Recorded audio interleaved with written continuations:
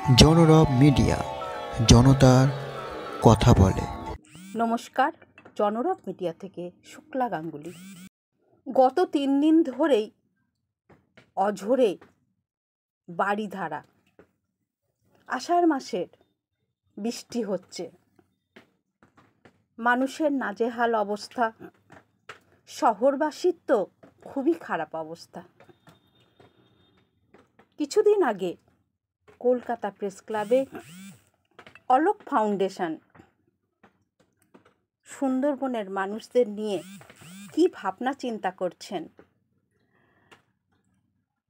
মানুষদের স্বাভাবিক জীবনযাত্রা অসুস্থর সময় কিভাবে তাদের পরিষেবা দেওয়া যায়, সেই নিয়ে তাদের ভাবনা চিন্তা।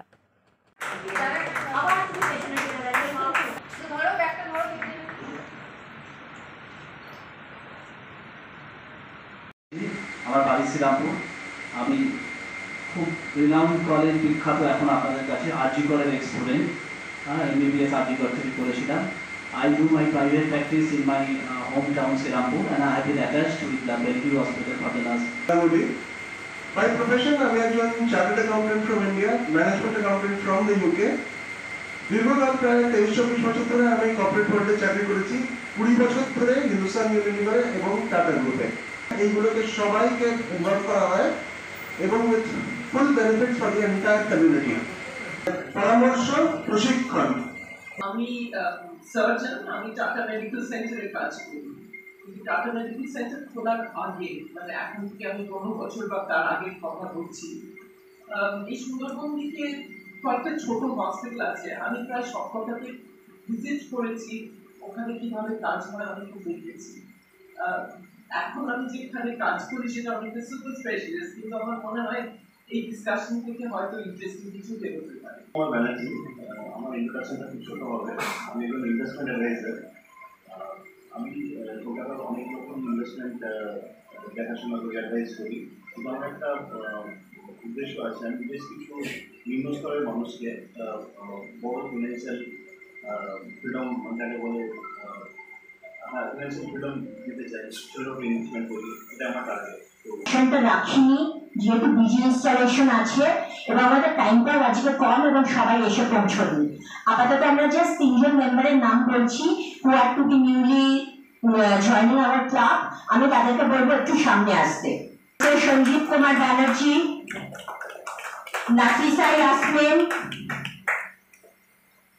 That you were one of the senior most consultants of Tata Medical and you have a lot of experience.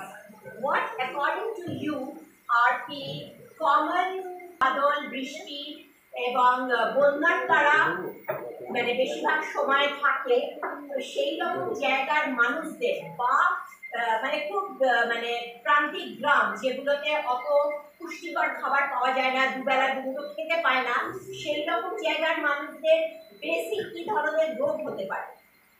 আমি যেখানে কাজ করি ওই ইন্ট্রোডাকশনটা ভালো ইন্ট্রোডাকশন নয়, কারণ অ্যাকচুয়ালি ওখানকার ডিজিজগুলো একদম অন্যরকম। ওখানে আমাদের দুটো ব্রড টাইপ অফ ডিজিজ ভাবতে হয়, একটা হচ্ছে নিউট্রিশন রিলেটেড আর আরেকটা হচ্ছে ইনফেকশাস ডিজিজেস, মানে কমিউনিকেবল ডিজিজেস রিলেটেড। এই হচ্ছে দুটো মানে দুটো মেজর গ্রুপ করতে গেলে।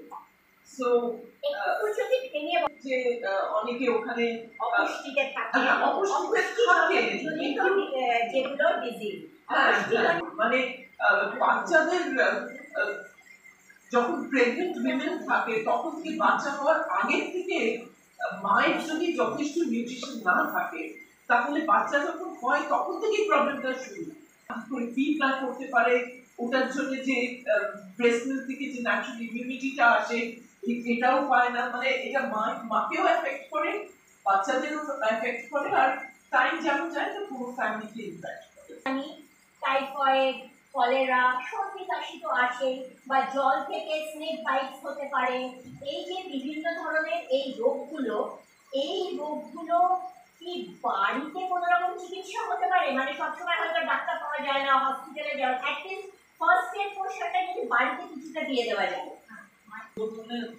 ভৌগোলিক জিওগ্রাফিক্যাল ব্যাপারটা একটু ছোট করে চলেছে, বিকজ সুন্দরবন কিন্তু এখনো develop. It is the largest delta তাহলে পৃথিবীর মধ্যে তিনটে ব্রহ্মপুত্র, গঙ্গা আর মেঘনা তিনটে দিয়ে তৈরি হচ্ছে। আরও প্রবলেম যেটা হচ্ছে সি ওয়াটার ইজ রাইজিং, এগুলো গ্যারান্টি আর এখন সুন্দরবন বেসিক্যালি এখনও আমি বলবো ইয়াং, এইটা হিলস অফ সিটিতে থেকে চলছে। এই জন্য এইখানকার যে শুধু যে ডিজিজ তা নয়, কমিউনিকেশন ভীষণ ইম্পর্টেন্ট। এবং আমরা যে ভাবি যে স্নেক বাইট হলো, বাঘের কামড় তা নয়, সুন্দরবনে বিভিন্ন রকমের অ্যানিমাল অ্যাটাক্স হয়। আমি নিজে সুন্দরবনে 6-7 বছর একসময় খুব নিয়মিতভাবে কাজ করেছি একটি অর্গানাইজেশনের মাধ্যমে। যদি আমি ফটোগ্রাফিতে কাজ করেছি, এভরি স্যাটারডে আমরা একটা সময় বেরিয়ে যেতাম এবং সোমবার ফিরতাম, দুদিন সুন্দরবনে থাকতাম। এবং সুন্দরবনের অত্যন্ত সাহেবকালী থেকে শুরু করে যোগেশগঞ্জ থেকে শুরু করে কালীনগর, প্রথমে আমাদের উচিত যে সুন্দরবনেই ছোট ছোট সেন্টার তৈরি করা। তার মানে যে সেটাকে হসপিটাল তৈরি করতে হবে তা নয়, আমরা সেই সময় ছোট ছোট স্কুল বাড়িগুলোকে আমাদের সেন্টার তৈরি করেছি। এবং ওদের শুক্রবার করে ছুটি হয়ে যেত, শনিবার একটু হাফ ছুটি হয়ে গেল, বাস শনিবার থেকে আমরা লেগে পড়তাম না। এটা 1 নম্বর। তার মানে কি এটা সম্ভব বাড়িতে থেকে, মানে সুন্দরবনের বাড়িতে থেকে এবং আমার বাড়িতে থেকে। এখন যেহেতু এত ডিজিটাল ইনফরমাইজেশন হয়েছে, আমি কিন্তু আমার বাড়িতে বসে প্রত্যন্ত অঞ্চলের পেশেন্ট কিন্তু দেখে নিতে পারি। শুধু আমাদের দরকার দেবযানী ম্যামের মতো কিছু এফেক্টিভ পার্সন যারা জিনিসটাকে কমিউনিকেট করবেন এবং জিনিসটাকে ভীষণভাবে মানে আমাদের সাথে যোগাযোগ ব্যবস্থা, from doctors, from chartered accountants, from doctors, from you people who need good, perfect communication from all aspects. That should be digital, that should be manual, that should be physical, whatever. কিন্তু communication যদি ঠিক থাকে, আমি ম্যাডামকে বলছি permission related disease, related disease তো আমরা 100% আমরা ম্যানেজ করতে পারি। Diagnosed and can be primarily treated by telemedicine. কিন্তু আপনি হঠাৎ একটা পেশেন্টের ব্লাড প্রেশার কমে গেছে, আপনি আবার টেলিমেডিসিনে বলছেন, সেটা হয়তো পারফেক্ট হবে না। কারণ হাইপোটেনশন, ব্লাড প্রেশার কমে যাওয়ার হাজারো রিজন আছে। হয়তো দেখা যাবে এমন একটা ইভেন্ট এসেছে যেটা জেনেটিক, যেটা আমি টেলিমেডিসিনে বলতে পারবো না। কিন্তু near about 70 to 80 hours, it is my from my personal practice point of view, personal experience point of view, 70 to 80% জিনিস আমরা টেলিমেডিসিনে অনেকটাই ম্যানেজ করতে পারবো। And last but not the least, that is the assurance. একজন doctor এবং একটা concern hospital function যখন একটা পেশেন্টের সঙ্গে কথা বলছে, that assurance does a tremendous job. প্রচণ্ড রকম এটা ইম্পর্টেন্ট যে অন্তত আমার সঙ্গে একজন ডাক্তারবাবু বা ওই রিলেটেড লোকের কথা হলো, উনি বলেছেন ওষুধ খেলে হয়তো ঠিক হয়ে যাবে। We can give you 100% assurance যা ওষুধটা খাচ্ছে। এক্স্যাক্টলি, বিকজ সুন্দরবন এরিয়ায় মানুষ এতটাই রিপ্লাই। আমার নিজের এক্সপিরিয়েন্স, আমি একটা ভদ্রমহিলাকে দেখলাম, তার দুটো হাত নেই।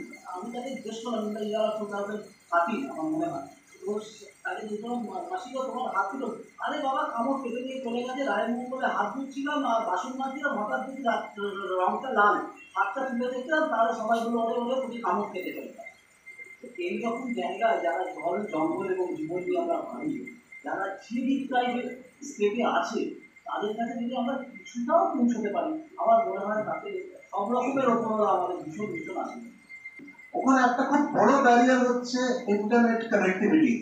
সেটা কি সুন্দরবনে আমরা দিতে পারবো? কেন একটাই হচ্ছে যে যদি ইন্টারনেট কানেক্টিভিটি না থাকে, then there is a barrier of communication which will impede the consultation value.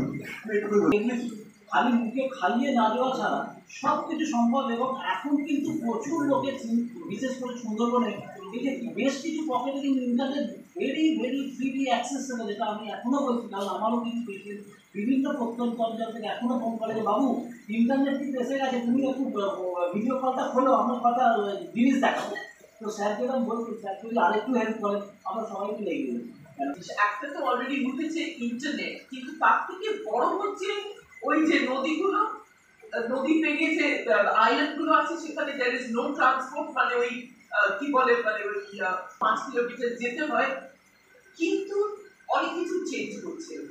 মাস তিনেক আগে আমি actually not in West Bengal, আমি ছত্তিশগড়ের একটা ছোট হসপিটাল ভিজিট করেছি। ওদের কিছু সাব সেন্টার আছে, আমি ওদের দুটো সাব সেন্টারও ভিজিট করেছিলাম। ওদের একটা সাব সেন্টার হচ্ছে একটা মানে একটা টাইগার স্যাংচুরি ক্রস করে ওদিকে আরেকটা নদী ক্রস করে তারপরে সাব সেন্টারটা আসবে। মানে এইখানে যেমন নদী, ওখানে বাঘের মানে ক্লোজ এট নাইট, তারপরে আরেকটা নদী, সেটা যখন বর্ষা যখন আসে টোটালি কাট অফ থাকে ফর টু মান্থ। আমরা গেছি ইন ফেব্রুয়ারি, তো তখন ক্রস করে গেছে গাড়ি করে, বোট করে নদীটা পেরোতে গেছি।